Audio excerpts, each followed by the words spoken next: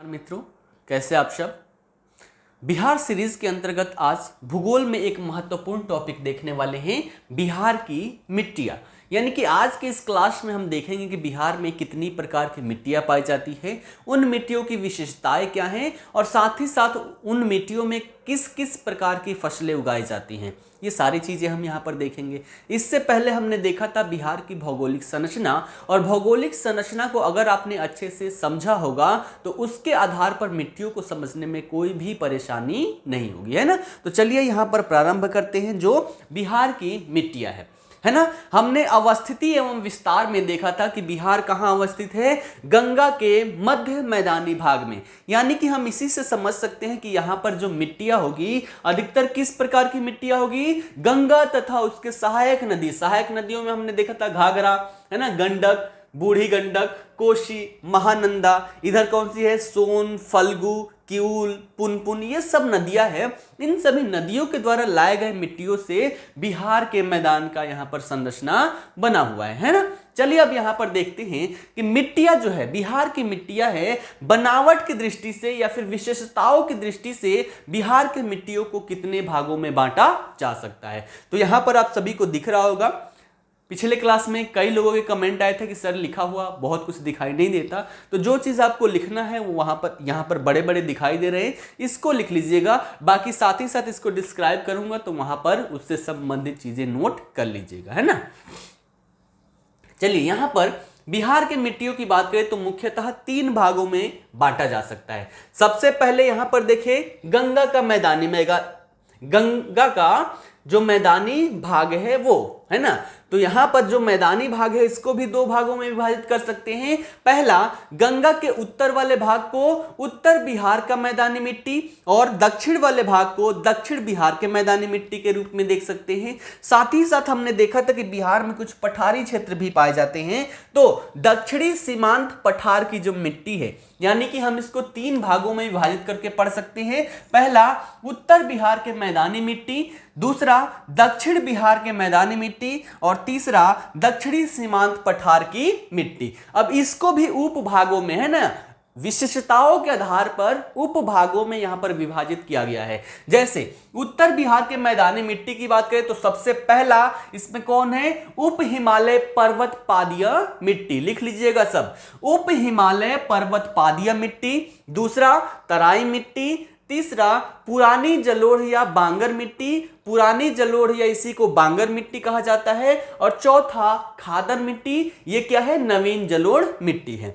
उसके बाद हम दक्षिणी बिहार के मैदानी मिट्टी की बात करें तो इसको भी 4 भागों में विभाजित करके पढ़ सकते हैं। जैसे पहला कगारी मिट्टी, दूसरा टाल मिट्टी, तीसरा पुरानी जलोढ़ या करेल कैवाल मिट्टी और चौथा बलथरी मिट्टी, है ना। उसके बाद हम दक्षिणी सीमांत पठार की मिट्टी की बात करें तो इसे 2 भागों में विभाजित करके पढ़ सकते हैं। कैमूर पहाड़ की लाल बालुका मिट्टी और दूसरा लाल पीली मिट्टी। यानी कि पूरे बिहार की बात करें तो पूरे बिहार की मिट्टी को मुख्यतः 10 भागों में विभाजित करके पढ़ सकते हैं। अब सबके बारे में हम विशेषताओं को यहां देखते हुए चलते हैं, है ना। सबसे पहले हम उठाते हैं यहां पर उत्तर बिहार के मैदानी मिट्टी, यानी कि ये उत्तर बिहार है, उत्तर बिहार की जो मैदानी मिट्टी है इसके बारे में हम देखते हैं। तो इसमें हमने सबसे पहले क्या देखा था, उप हिमालय पर्वत पादीय मिट्टी। और उप हिमालय पर्वत पादीय मिट्टी की बात करें तो हमने देखा था हिमालय का विस्तार, है ना। भौगोलिक संरचना में देखा था कि हिमालय का विस्तार जो ये चंपारण है ना, चंपारण के जो पश्चिमी भाग है यहां पर पाया जाता है। तो यहां पर हम देखें तो ये जो क्षेत्र है पश्चिमी चंपारण वाला, यहां पर उप हिमालय पर्वत पादीय मिट्टी पाई जाती है। पर्वत पादीय यानी कि पर्वत के पाद वाला क्षेत्र, यानी कि निचले हिस्से में जो मिट्टी पाई जाती है उस प्रकार की मिट्टी हमारी यहां पर देखें तो चंपारण में और चंपारण के पश्चिमी भाग में पाई जाती है ना। इस मिट्टी की बात करें तो ये चिकनी प्रकार की मिट्टी होती है और इसका रंग भूरा और पीला प्रकार का होता है। अब हमने यहां पर बात की थी कि जो ये हिस्सा है और ये हिस्सा है, इन सभी क्षेत्रों में वर्षा की सबसे ज्यादा अधिकता है ना। 150 से 200-220 सेंटीमीटर तक यहां पर वर्षा होती है। तो यहां पर सबसे पहले तो यहां पर देखिए ये हिमालय का क्षेत्र है, तो यहां पर ढलान सबसे ज्यादा है ना, और ढलान के साथ साथ यहां पर वर्षा भी अत्यधिक होती है। तो ऐसी स्थिति में देखें तो मिट्टी की जो परत है वो मोटी परत ना होकर पतली परत के रूप में यहां की मिट्टी पाई जाती है। साथ ही साथ यहां पर वर्षा होते रहती है, तो यहां की मिट्टी में आर्द्रता पाई जाती है, जैविक पदार्थों की भी अधिकता यहां पर है, परिणामतः यहां पर ह्यूमस भी देखने को मिलता है ना। तो यहां की विशेषताएं हमने क्या देखा, उप हिमालय पर्वत पादीय मिट्टी की, ये चिकनी प्रकार की मिट्टी है, रंग इसका हरा, हल्का भूरा और पीला, हरा नहीं हल्का भूरा और पीला होता है। यहां पर अत्यधिक वर्षा होती है, वर्षा के साथ साथ ढलान होने की वजह से मिट्टी की जो परत है बहुत ही पतली होती है। वर्षा की वजह से यहां पर आर्द्रता है ना, आर्द्रता अत्यधिक पाया जाता है, नमी अत्यधिक पाया जाता है, साथ ही साथ जैविक पदार्थों की अधिकता होती है, परिणामतः यहां पर ह्यूमस देखने को मिलता है। यहां पर उगाई जाने वाली फसलों की बात करें तो प्रमुख फसलें कौन कौन सी, धान, जौ है ना, धान, जौ, मक्का, ये सभी फसल यहां पर मुख्य रूप से उपजाए जाते हैं, है ना। तो ये समझ में आ गया। ये क्षेत्र जो है हमारा पश्चिमी चंपारण वाला क्षेत्र, वहां पर उप हिमालय पर्वत पादीय मिट्टी पाई जाती है। तो हमारा ये कंप्लीट हो गया। अब आते हैं तराई मिट्टी पर। तराई मिट्टी की बात करें तो हमने देखा था तराई मिट्टी कहां पाया जाता है, जो हिमालय है, हिमालय का विस्तार, तो हिमालय के विस्तार का जो यहां पर पर्वत पादीय मिट्टी है, पर्वत पादीय मिट्टी के दक्षिण में इसका विस्तार पाया जाता है। तो आप सभी को पता है यहां पर क्या है, हिमालय है, और ये पर्वत पादीय मिट्टी है, बिहार के बस इसी क्षेत्र में पाया जाता है, बाकी नेपाल वाले क्षेत्र में पाया जाता है, और उसी के दक्षिण में हमारी तराई मिट्टी पाई जाती है। तो तराई मिट्टी का विस्तार आपको दिखाई दे रहा होगा यहां से, है ना, इसका जो विस्तार है ये पूरा यहां से लेकर यहां तक, यानी कि हम इसको बोल सकते हैं कहां से, पश्चिमी चंपारण से लेकर किशनगंज तक। यहां पर किशनगंज है, तो पश्चिमी चंपारण से लेकर किशनगंज तक 3 से 8 किलोमीटर की पतली परत के रूप में, है ना, 3 से 8 किलोमीटर की चौड़ाई के रूप में तराई मिट्टी पाई जाती है। कहां से कहां तक, पश्चिम चंपारण से लेकर किशनगंज तक, है ना। उसके बाद यहां पर देखें तो ये क्या है, यहां पर हिमालयी क्षेत्र है, तो हिमालयी क्षेत्र होने की वजह से यहां पर जल का हमेशा रिसाव होते रहता है। और इस मिट्टी की बात करें तो इस मिट्टी में छोटे छोटे कंकड़ के, है ना, छोटे छोटे कंकड़ों की मात्रा यहां पर पाई जाती है, और साथ ही साथ यहां पर जो पानी है, पानी का रिसाव भी होते रहता है। तो यहां पर कंकड़ होने की वजह से, पानी का रिसाव होने की वजह से पानी अंदर तक चला जाता है, परिणामतः यहां पर दलदली भूमि भी देखने को मिलता है, दलदली भूमि का विकास यहां पर हो जाता है। जल के सतत यहां पर रिसाव होने की वजह से पर्याप्त आर्द्रता भी यहां पर पाई जाती है ना। उसके बाद यहां पर देखिए ये जो मिट्टी है, इस मिट्टी का रंग की बात करें तो जो मिट्टी वहां यानी कि हल्का भूरा और पीला प्रकार के इसका रंग देखने को मिलता है, और चूने की पर्याप्त मात्रा इस मिट्टी में देखने को मिलती है ना। तो यहां पर ये पर्याप्त आर्द्रता है, साथ ही साथ दलदली भूमि है ना। और ये जो क्षेत्र है, इन क्षेत्रों में मुख्यतः धान, है ना, गन्ना, पटसन, ये जो फसल है, धान, गन्ना, पटसन, इनको उगाने के लिए ये अनुकूल मानी जाती है। तो इन सभी क्षेत्रों में ये फसलें उगाई जाती है। तो हमने यहां पर क्या देख लिया, तराई मिट्टी देख लिया, है ना, तराई मिट्टी देख लिया। अब अगले मिट्टी पर चलते हैं, पुरानी जलोढ़ या बांगर मिट्टी। पुरानी जलोढ़ या बांगर मिट्टी, अब इसको समझते हैं। जलोढ़ है ना, जलोढ़ यानी कि नदियों के द्वारा बहाकर लाई गई मिट्टी को हम जलोढ़ मिट्टी कहते हैं। लेकिन यहां पर पुरानी क्यों कही जा रही है ना, पुरानी क्यों कही जा रही है, पुरानी जलोढ़ मिट्टी, या फिर इसी को हम क्या बोलते हैं, बांगर मिट्टी। तो इसकी बात करें तो पुरानी जलोढ़ मिट्टी क्यों, क्योंकि यहां पर प्रतिवर्ष बाढ़ का जो पानी है, बाढ़ का पानी नहीं पहुंच पाता है। जहां बाढ़ की पानी प्रतिवर्ष पहुंचता है, वहां पर कोई भी नदी हो, उस नदी के द्वारा लाए गए निक्षेप वहां पर मतलब ढेर लगा दिया जाता है, परिणामतः वहां पर नए प्रकार के जलोढ़ मिट्टी देखने को मिलता है। पुरानी जलोढ़ मिट्टी इन क्षेत्रों में प्रतिवर्ष बाढ़ का पानी नहीं पहुंच पाता है। और ये जो क्षेत्र आपको दिखाई दे रहा है ना, ये वाला जो क्षेत्र है, ये पूरा क्षेत्र ये है हमारा बांगर मिट्टी या फिर पुरानी जलोढ़ मिट्टी का क्षेत्र है ना।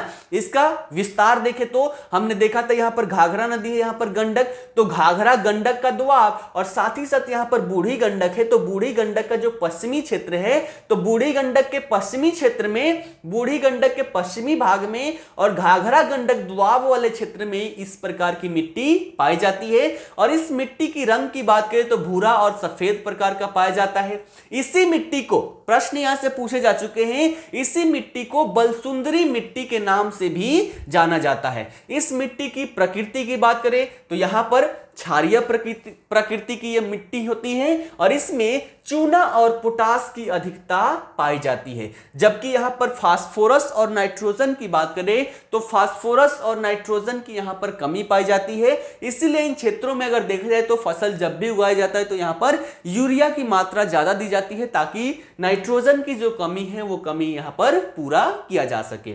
उसके बाद इस मिट्टी की बात करें तो इस मिट्टी में नमी ग्रहण करने की क्षमता होती है और जहां पर ऐसी अगर व्यवस्था देखने को मिलती है कि जिस मिट्टी में नमी ग्रहण करने की क्षमता होती है, ऐसा क्षेत्र गन्ने के लिए उपयुक्त माना जाता है। इसलिए यहां पर गन्ने की खेती होती है ना। उसके साथ साथ देखें तो धान, गेहूं, मक्का, ईख, तंबाकू, ये सभी यहां पर क्या होता है, ये सभी यहां पर फसलों के रूप में उगाया जाता है। ठीक है, तो ये हो गया हमारा बांगर मिट्टी का क्षेत्र है ना। ये भी क्या है, जलोढ़ मिट्टी है लेकिन पुरानी जलोढ़ मिट्टी है। तो हमारा हो गया पुरानी जलोढ़ मिट्टी। अब बात करते हैं खादर मिट्टी या फिर इसी को नवीन जलोढ़ मिट्टी के नाम से जाना जाता है ना। खादर मिट्टी या फिर नवीन जलोढ़ मिट्टी के नाम से जाना जाता है। तो ये जो पूरा संपूर्ण क्षेत्र आपको दिखाई दे रहा है ना, गंगा नदी के उत्तरी भाग में और यहां पर हमारी तराई मिट्टी है उसके दक्षिणी भाग में, ये संपूर्ण क्षेत्र जो आपको दिखाई दे रहा है, ये संपूर्ण क्षेत्र किस चीज का है, हमारा खादर मिट्टी का है। और खादर मिट्टी की बात करें तो प्रतिवर्ष बाढ़ के पानी के द्वारा अवसाद लाया जाता है और इन अवसादों के निक्षेपों से ही यहां पर नवीन जलोढ़ मिट्टी का निर्माण होते रहता है प्रतिवर्ष। परिणामतः यहां पर अत्यधिक उर्वरता पाई जाती है ना, अत्यधिक यहां पर उर्वरता पाई जाती है। इस मिट्टी की बात करें तो इस मिट्टी में चीका की, अंग्रेजी में डाइज बोलते हैं, तो चीका की प्रधानता पाई जाती है। और इसके विस्तार की बात करें तो इसका विस्तार गंगा घाटी, बूढ़ी गंडक, कोसी, महानंदा, ये जो नदियां हैं इन सभी नदियों के निचले भाग में, गंगा घाटी में इसका विस्तार देखने को मिलता है। इस मिट्टी के रंग की बात करें तो इसका रंग गहरा भूरे रंग का होता है। इस मिट्टी की बात करें तो ये जो मिट्टी है धान के लिए उत्तम मानी जाती है, इसलिए बड़े स्तर पर इन क्षेत्रों में धान का फसल उगाया जाता है। ठीक है, उसके बाद इसके साथ साथ हम देखें तो प्रश्न यहां से भी पूछा जाता है कि बिहार में सबसे ज्यादा जूट की खेती कहां होती है। तो यहां पर हमने देखा था कि इन क्षेत्रों में क्या होता है, ये जो हमारा उत्तर पूर्वी क्षेत्र है यहां पर अत्यधिक वर्षा होती है और इस मिट्टी में अत्यधिक वर्षा होने के कारण इस मिट्टी में इन क्षेत्रों में क्या होता है, जूट की खेती बड़े स्तर पर की जाती है। जबकि यहां पर देखें तो इस मिट्टी में नाइट्रोजन की कमी पाई जाती है। तो यहां पर भी फसल जहां भी उगाया जाएगा नाइट्रोजन की मात्रा यहां पर डालनी पड़ेगी। तो ये हमारा हो गया पूरा उत्तरी बिहार का मैदानी मिट्टी। इसमें हमने चारों प्रकार को अच्छे से देख लिया, अच्छे से आप लोग समझ पाए होंगे। अब आते हैं हम दक्षिणी बिहार के मैदानी मिट्टी के बारे में। दक्षिणी बिहार के मैदानी मिट्टी के बारे में तो यहां पर देखें तो यहां क्या है, छोटा नागपुर पठार और यहां है गंगा। तो गंगा के दक्षिणी क्षेत्र में और छोटा नागपुर के पठार के उत्तरी क्षेत्र में इसका विस्तार पाया जाता है। और इसको भी मिट्टियों की, क्षेत्रों की विशेषताओं के आधार पर 4 भागों में विभाजित करके पढ़ सकते हैं। पहला क्या है, कगारी मिट्टी, दूसरा टाल मिट्टी, तीसरा पुरानी जलोढ़ या फिर करेल केवाल मिट्टी और चौथा बलथरी मिट्टी। अब इनमें भी हम चारों की विशेषताओं को समझने का प्रयास करते हैं ना। सबसे पहले हम यहां पर देखते हैं कगारी मिट्टी। जैसे हमने वहां पर भौगोलिक संरचना देखा था, उसमें भी टाल क्षेत्र देखा था, कगारी क्षेत्र देखा था, बांध का निर्माण हो जाता है, उसी चीज को हम यहां पर देखने वाले हैं। तो यहां पर क्या है, ये क्या है, गंगा नदी है, और गंगा नदी के दक्षिणी भाग में देखें तो हमने देखा था यहां पर कगारी मिट्टी का निर्माण हुआ है।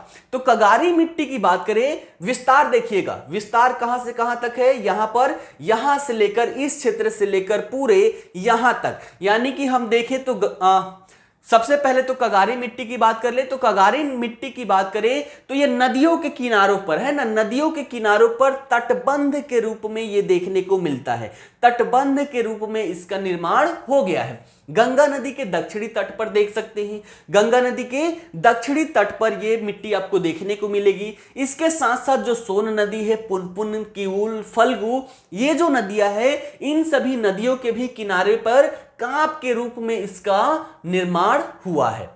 ठीक है, कांप के रूप में इसका निर्माण हुआ है। इस मिट्टी की बात करें तो चूना की प्रधानता होती है इसमें, और ये मिट्टी हल्का होता है, यानी कि गठन जो होता है, कई मिट्टी आपने देखा होगा अगर वो सूख जाए तो उससे मार दे तो सर भी फट जाए, है ना, फोड़ने से, हाथ से उसे आसानी से नहीं फोड़ा जा सकता। जबकि इसकी बात करें तो ये इतने टाइट प्रकार के नहीं होते, हल्के प्रकार के होते हैं, है ना। और रंग की बात करें तो भूरे रंग के ये होते हैं। इन क्षेत्रों में देखें तो मकई, जौ, सरसों, मिर्च, ऐसी फसलें यहां पर उगाई जाती है। तो यहां पर देखें तो विस्तार कहां, यह हमारा बक्सर से लेकर पूरा भागलपुर वाले क्षेत्र में ये देखने को मिलता है। ठीक है, ये हो गया हमारा कगारी मिट्टी। अब आते हैं दूसरा, यहां पर बात करते हैं टाल मिट्टी की। और टाल मिट्टी की बात करें तो हमने देखा था कगारी मिट्टी के दक्षिणी भाग में, कगारी मिट्टी के दक्षिणी भाग में ये कौन, टाल क्षेत्र पाया जाता है, जो वर्षा वाले काल में क्या होता है, जल निमग्न हो जाता है, यहां पर जल भर जाता है, उसी को हम क्या बोलते हैं, टाल मिट्टी बोलते हैं। तो टाल मिट्टी की बात करें तो आपको दिखाई दे रहा होगा पूरा यहां बक्सर है ना, बक्सर से लेकर भागलपुर तक इसका भी विस्तार पाया जाता है। 8 से 10 किलोमीटर चौड़ी पट्टी के रूप में बक्सर से भागलपुर तक टाल मिट्टी का विस्तार देखने को मिलता है। यह पूरा क्षेत्र आपको दिखाई दे रहा होगा।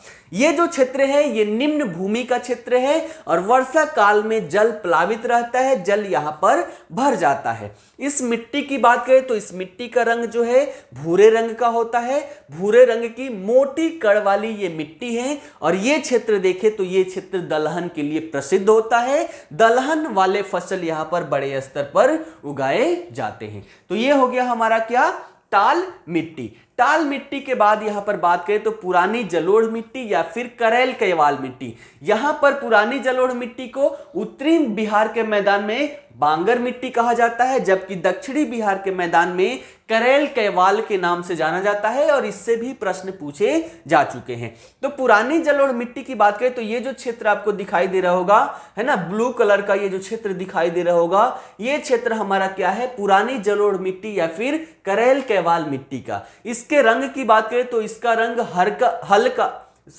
इसका जो रंग है ये गहरा भूरा और पीले रंग का ये होता है। और इसके विस्तार की बात करें तो जो टाल क्षेत्र है ना, ये वाला हमारा टाल क्षेत्र है, टाल क्षेत्र के दक्षिण में बक्सर, भोजपुर, उत्तरी रोहतास, नालंदा, जहानाबाद, पटना, मुंगेर, ये जो क्षेत्र है, इन क्षेत्रों में इस मिट्टी का विस्तार पाया जाता है। और इस मिट्टी में बात करें तो बालू, सिल्ट, चिका आदि का मिश्रण पाया जाता है। और ये जो मिट्टी है, इसमें जो क्षारीय है ना, क्षारीयता और अम्लीयता दोनों का संतुलन पाया जाता है। परिणामतः ये जो मिट्टी है अत्यधिक उपजाऊ मिट्टी होती है। इसमें जल ग्रहण की क्षमता अत्यधिक होती है, जल ग्रहण करने की जो क्षमता है वो अत्यधिक होती है। और यहाँ पर उगाई जाने वाली प्रमुख फसलें जो है वो धान, गेहूं, बाजरा, अरहर, ये जो फसलें हैं इन क्षेत्रों में मुख्य रूप से उपजाई जाती है।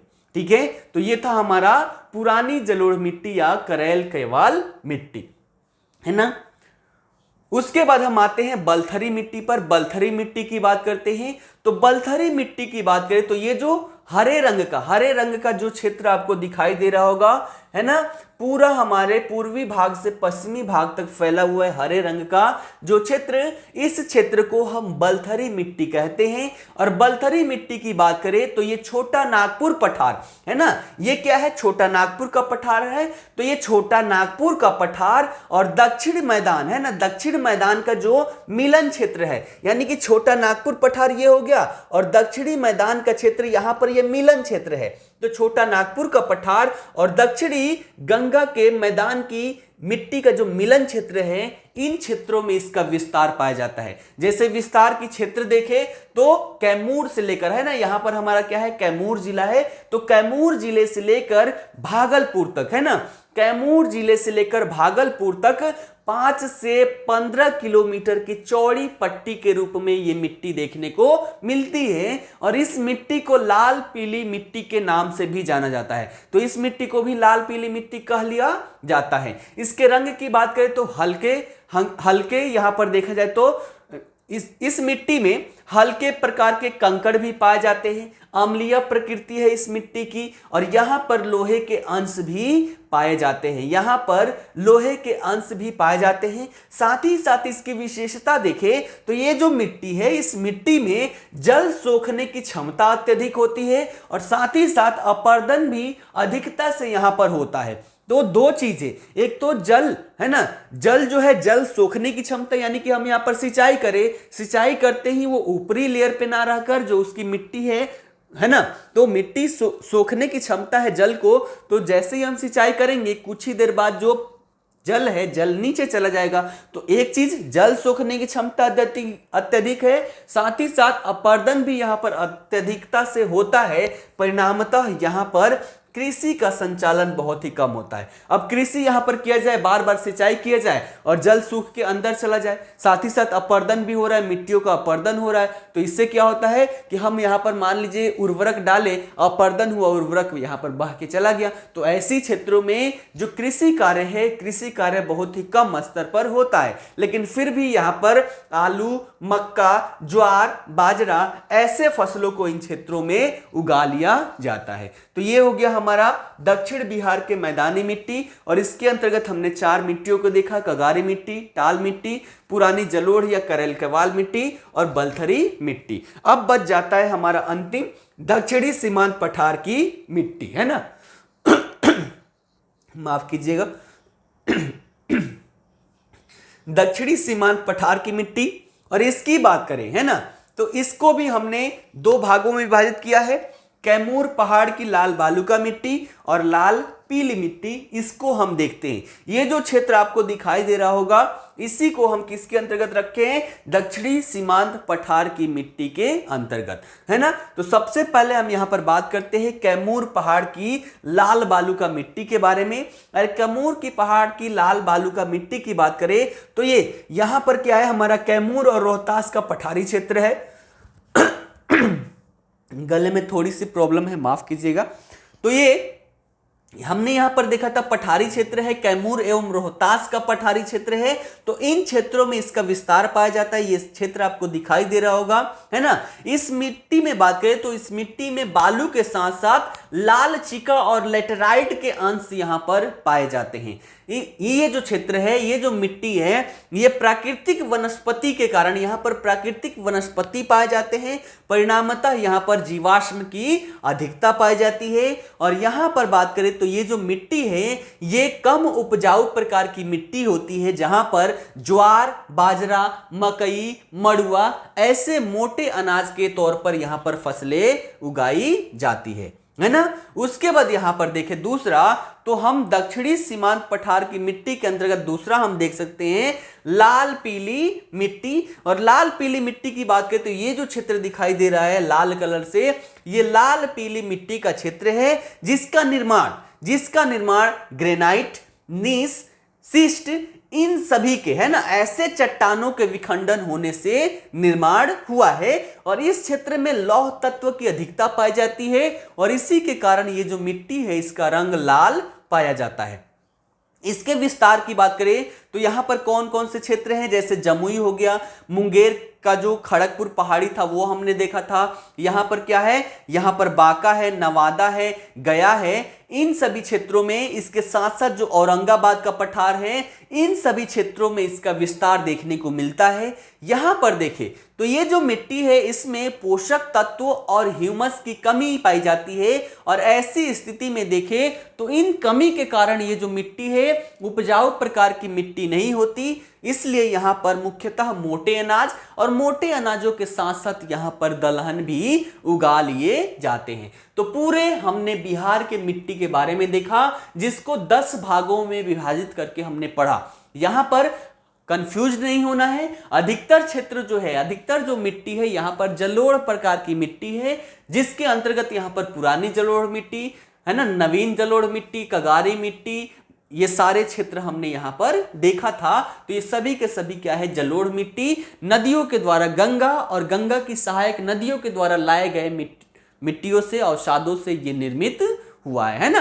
तो प्रश्न के रूप में यह पूछा जा चुका है कि बिहार में सबसे ज्यादा कौन सी मिट्टी पाई जाती है, तो उत्तर क्या होगा हमारा, जलोढ़ मिट्टी, चाहे वो नवीन प्रकार की हो या फिर पुरानी प्रकार की। ठीक है, तो आशा करता हूं सारी चीजें आप सभी को समझ में आया होगा, है ना।